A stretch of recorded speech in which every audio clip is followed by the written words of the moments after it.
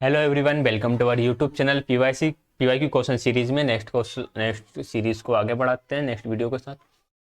First question है, according to Freud's theory of psychosexual development the age from 3 to 6 years is called.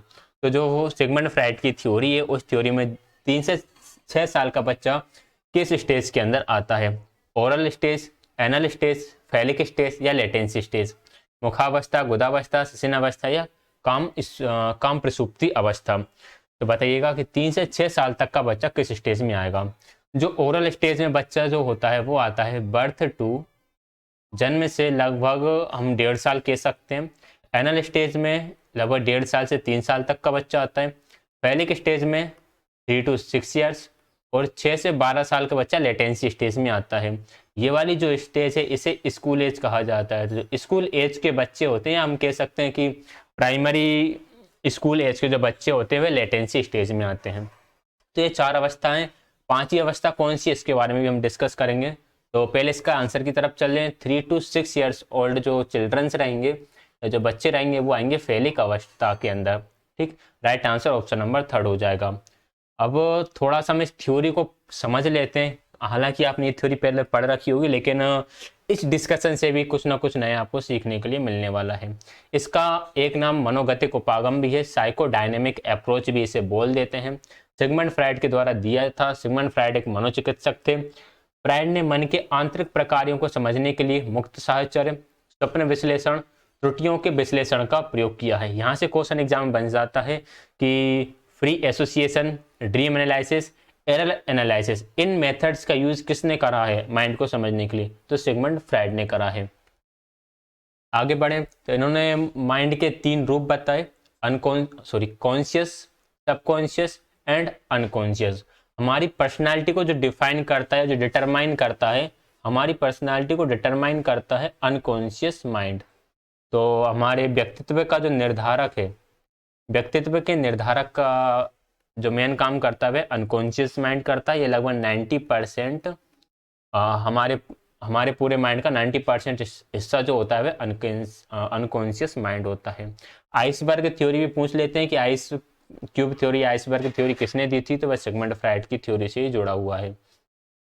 इन्होंने personality के 3 प्रकार बताए, end, ego और super ego. ठीक है, इड काम करता है इंस्टिंक्ट्स पर। इंस्टिंक्ट्स मतलब हमारे जो इंस्टिंक्ट्स हैं, जैसे कि नींद आना, भूख लगना, ये बेसिक इंस्टिंक्ट्स हैं जिनकी पूर्ति होना ही चाहिए। मतलब इनकी पूर्ति नहीं होती है तो हमें हमारे जो बैलेंस है वह बिगड़ जाता है। अगर खाना नहीं मिले, आपको नींद पर्याप्त नहीं मिले, तो ये बेसिक इंस्टिंक्ट्स हैं जिस पर इड आधारित होता है। इड को ये चीज़ें चाहिए ही चाहिए होती हैं।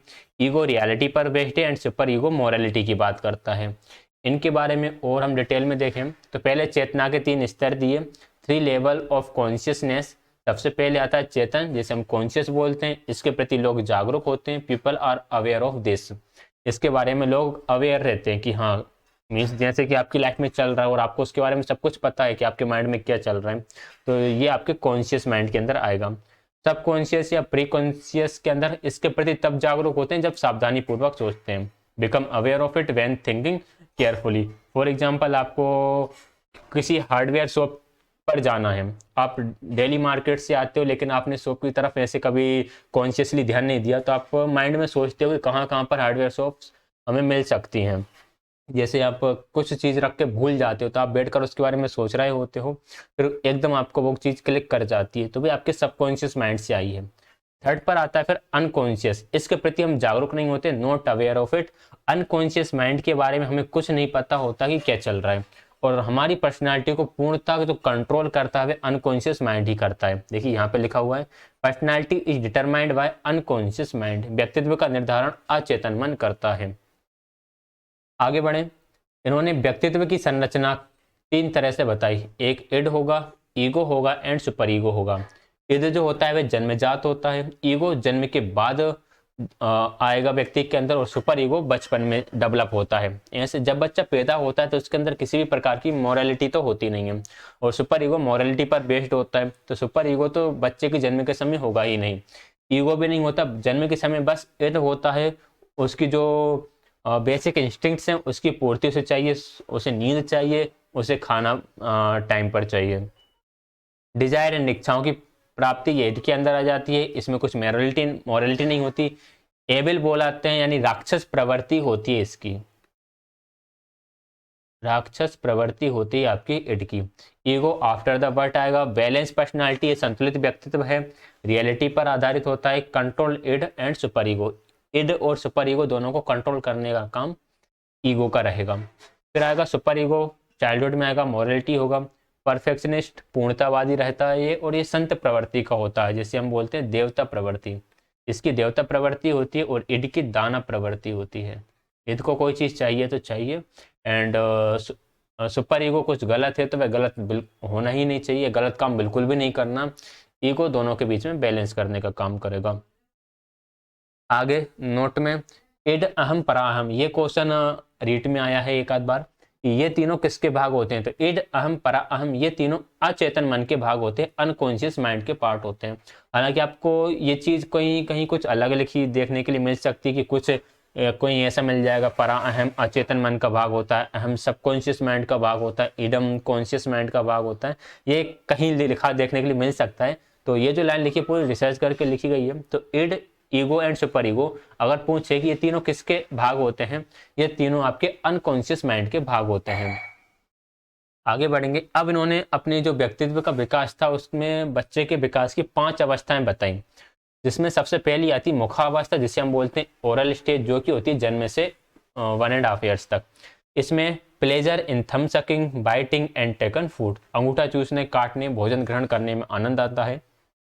फिर आती है गुदावस्था, एनल स्टेज, जो कि 1.5 साल से 3 साल तक रहेगी। मलमूत्र त्याग जैसी शारीरिक प्रकारों में उसे अच्छा लगता है। लिंग प्रधान अवस्था, फैलिक स्टेज रहेगी। पुरुष व महिलाओं में भेद करना सीख जाता है, जेंडर डिस्क्रिमिनेशन डेवलप हो जाता है बच्चे में 3 से 6 साल में। ओडिपस एंड इलेक्ट्रा कॉम्प्लेक्स जो है वह इसी एज में डेवलप होते हैं। तो ये क्वेश्चन यहाँ से बन सकता है कि ओडिपस एंड इलेक्ट्रा कॉम्प्लेक्स किस एज में डेवलप होंगे या किस स्टेज में डेवलप होंगे। अगर स्टेज की पूछे तो फैलिक स्टेज लगाना, एंड एज का टाइम पीरियड देकर बोले तो आपको 3 to 6 ईयर्स लगाना है। इसके बाद अगर हम बात करें ओडिपस एंड इलेक्ट्रा क्या है, ओडिपस होता है लड़कों का माता के प्रति लगाव, एंड इलेक्ट्रा का मतलब होता है लड़कियों का पिता के प्रति लगाव। ये ओडिपस एंड इलेक्ट्रा कॉम्प्लेक्स है। आगे बढ़े। फिर आती है 4th स्टेज, जिसे हम लेटेंसी स्टेज या लेटेंट स्टेज बोल देते हैं, अव्यक्तता अवस्था ही बोल सकते हैं, एंड इसको कम प्रसुप्ति अवस्था भी बोल देते हैं। ठीक है, इस अवस्था में कामेच्छाएं निष्क्रिय हो जाती हैं, लिबिडो जो है वह इनएक्टिव हो जाती है। लिबिडो क्या है इसके बारे में हम आगे बात करने वाले हैं। फिर आती है 5th स्टेज, जिसे बोलते हैं जनेंद्रिय अवस्था, जेनिटल स्टेज। ये 12 साल से शुरू होती है, फिर ये आगे चलती रहेगी। इसमें कामेच्छाएं पुनः जागृत हो जाती हैं। Develop a strong sexual interest in the opposite sex, तो अपोजिट सेक्स के प्रति एक इंटरेस्ट डेवलप स्टेज के बाद हो जाता है। तो ये 12 साल के बाद चलेगी। इन 5 स्टेज के टाइम पीरियड याद रखना है, और यहाँ से जो ओडिपस एंड इलेक्ट्रा कॉम्प्लेक्स किस एज में डेवलप होंगे या किस स्टेज में डेवलप होंगे ये आपको याद रखना है। इसके बाद हम बात कर लेते हैं कुछ इंपॉर्टेंट पॉइंट्स। इन्होंने 2 चीज़ों के बारे में बात करी, एक इरोज और एक थेनाटोस। इरोज जो होता है लाइफ इंस्टिंक्ट प्रवृत्ति यानी जीवन प्रवृत्ति बोलते हैं, थेनाटोस होता है डेथ इंस्टिंक्ट मृत्यु प्रवृत्ति।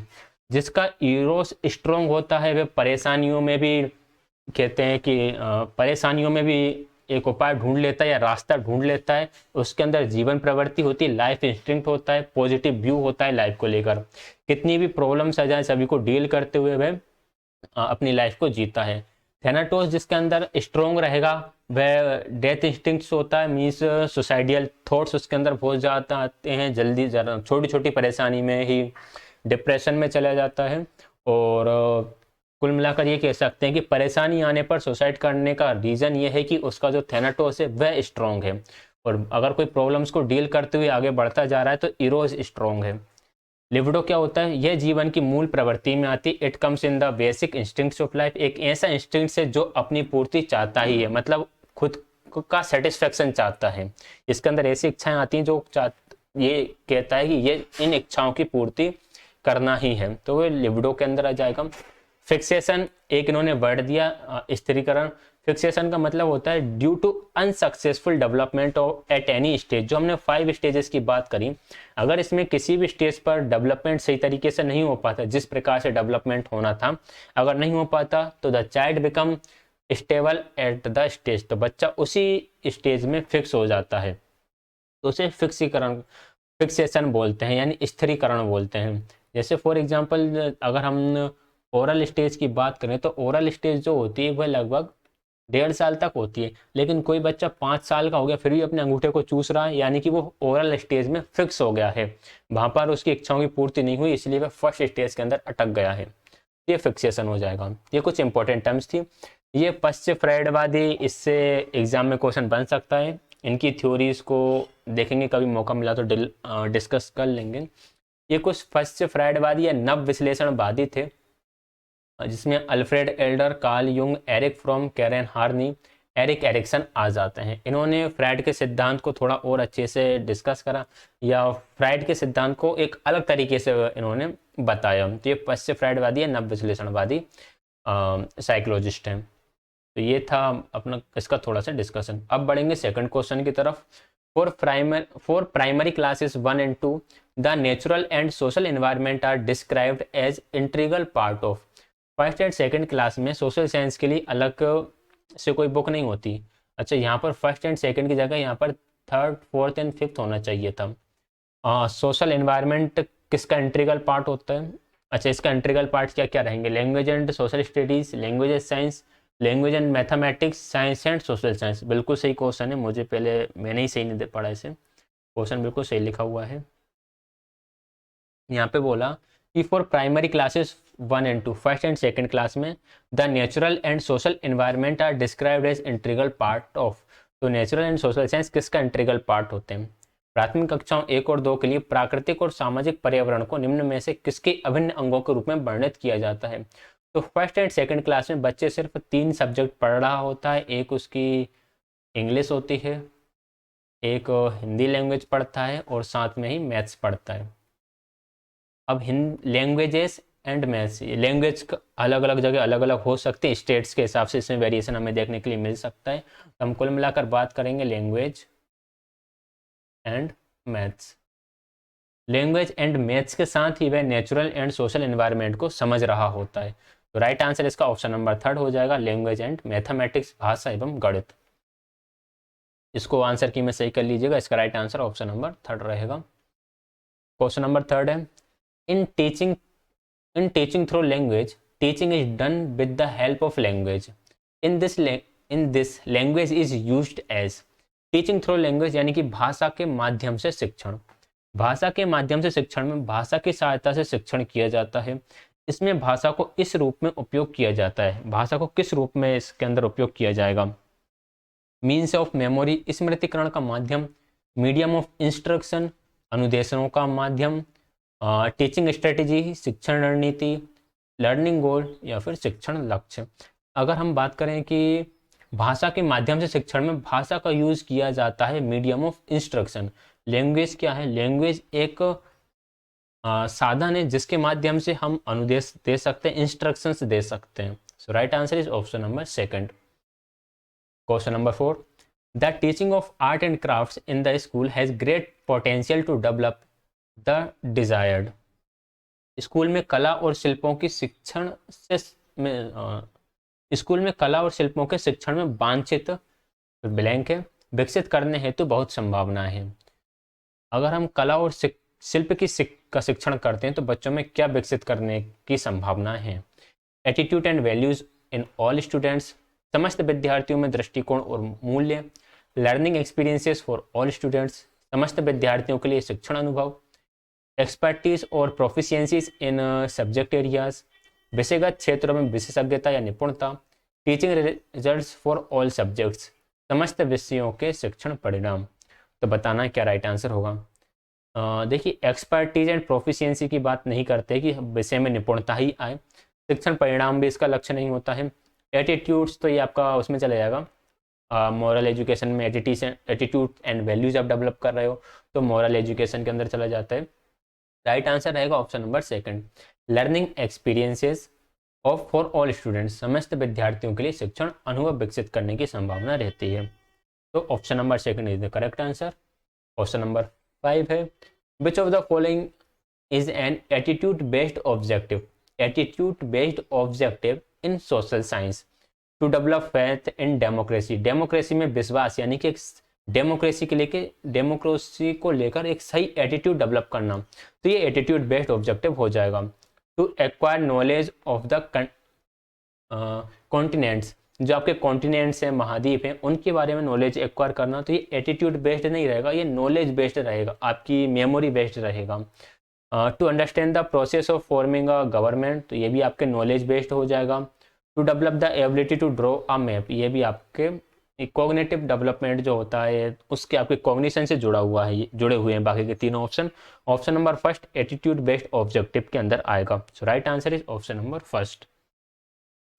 Question number 6, praising a toddler's skills while building blocks, counting together, the cars on the road, talking about siblings temper, or a situation of a classroom conflict between children and experiences in a classroom contribute to which of these developments। देखिए एक छोटा बच्चा है, आप बच्चे का blog बनाते समय उसके कौशल की प्रशंसा करते हो, सड़कों पर कारों को एक साथ गिनना, भाई बहन के गुस्से से के बारे में बात करना, बच्चों के बीच कक्षा संघर्ष की स्थिति या कक्षा संघर्ष, हाँ ठीक है, कक्षा में अनुभव, इनमें से किस विकास में योगदान देते हैं। देखो बिल्डिंग ब्लॉक बना रहा है तो आप उसकी प्रशंसा कर रहे हो, ठीक है। सड़कों पर कारों को एक साथ गिन पा रहा है, वो अपने भाई बहन के बारे में जो गुस्सा वगैरह होते हैं तो किस प्रकार की सिचुएशन बनती है उसके बारे में बात करता है। क्लासरूम में कॉन्फ्लिक्ट से बनते हैं तो उसको कैसे डील कर रहा होता है, कक्षा के अनुभव किस प्रकार के उसके हैं, ये सारी चीज़ें इसके अंदर आएंगी कि उसका मेंटल डेवलपमेंट किस तरह का हो रहा है। बिल्डिंग ब्लॉक्स बनाते टाइम अगर आप उसकी प्रशंसा करोगे तो वह और अच्छे तरीके से बिल्डिंग ब्लॉक बनाएगा। ये सारे उसके मेंटल डेवलपमेंट के अंदर आएंगे। तो fine motor skill and gross motor skill ये दोनों के दोनों ही चले जाते हैं आपके फिजिकल डेवलपमेंट के अंदर। अब यहाँ पे लैंग्वेज एंड कॉग्निटिव है, अगर हम कॉग्निटिव को सही माने तो लैंग्वेज तो उसके अंदर आ ही जाएगा, क्योंकि बिल्डिंग ब्लॉक के अंदर लैंग्वेज इतनी ज़्यादा अहम रोल प्ले नहीं करेगी। तो राइट आंसर ऑप्शन नंबर 4 रहेगा कॉग्निटिव। संज्ञानात्मक, तो संज्ञानात्मक विकास में ये हेल्प करेगा। Right answer is option number 4। Next है question number 7, in the classroom right brained thinkers likes to, देखिए थिंकर्स दो तरह के होते हैं, एक राइट ब्रेन थिंकर्स होते हैं और एक लेफ्ट ब्रेन थिंकर्स होते हैं। जैसे आपको पता होगा कि हमारा जो ब्रेन है वो 2 हेमिस्फीयर में बटा हुआ है, ऐसे इस तरह से नहीं, कुछ ये हमारा ब्रेन है जो 2 हेमिस्फीयर में डिवाइड है, ठीक है। तो ये वाला होता है राइट हेमिस्फीयर और ये होता है लेफ्ट हेमिस्फीयर। तो राइट ब्रेन थिंकर जो होते हैं वे किस प्रकार के होते हैं, knowing the fact based on your experiences, being very creative and intuitive, having rules and regulations, rationality rather than instincts.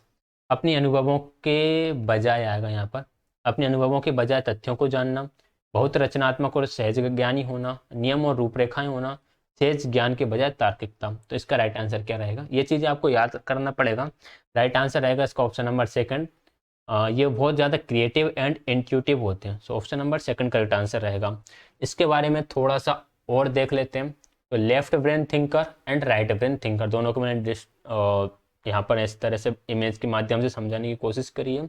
जो राइट ब्रेन थिंकर रहेंगे वे इंट्यूटिव होते हैं, क्रिएटिव होते हैं, ग्लोबल होते हैं, random, subjective, spontaneous and imaginative, ये characteristics होती हैं राइट ब्रेन थिंकर की। लेफ्ट ब्रेन थिंकर थोड़े एनालिटिकल होते हैं, लॉजिकल होते हैं, linear, rationalistic, objectivity, systematic and sequential. तो ये लेफ्ट ब्रेन थिंकर की क्वालिटीज़ होती हैं। इसमें आपको एल से ही इन दोनों को याद कर पाओगे, इन दोनों पॉइंट को, तो लॉजिकल, लीनियर, सीक्वेंशियल, इसमें भी आप एल से कनेक्ट कर सकते हैं, एनालिटिकल इसे भी आप एल से लेफ्ट ब्रेन से कनेक्ट कर सकते हैं। तो इस प्रकार आपको इन्हें याद रखना है। ऐसा नहीं है कि राइट ब्रेन थिंकर का लेफ्ट ब्रेन बिल्कुल नहीं चलता, चलते दोनों ही हैं, लेकिन राइट ब्रेन थिंकर जो होते हैं वो इस वाले पार्ट का ज़्यादा यूज़ करते हैं और लेफ्ट ब्रेन थिंकर इसका ज़्यादा यूज़ करेंगे, ठीक। ऐसा नहीं होगा कि जो राइट ब्रेन थिंकर है उसके अंदर लॉजिकल पावर बिल्कुल भी नहीं होगी, एनालिटिकल बिल्कुल भी नहीं होंगे, होते हैं। लेफ्ट ब्रेन थिंकर भी क्रिएटिव हो सकते हैं, लेकिन यहाँ पर एज अ सब इसे ये कह सकते हैं कि काफ़ी लोगों पर रिसर्च करके इस तरह का इन्होंने रिजल्ट दिया है।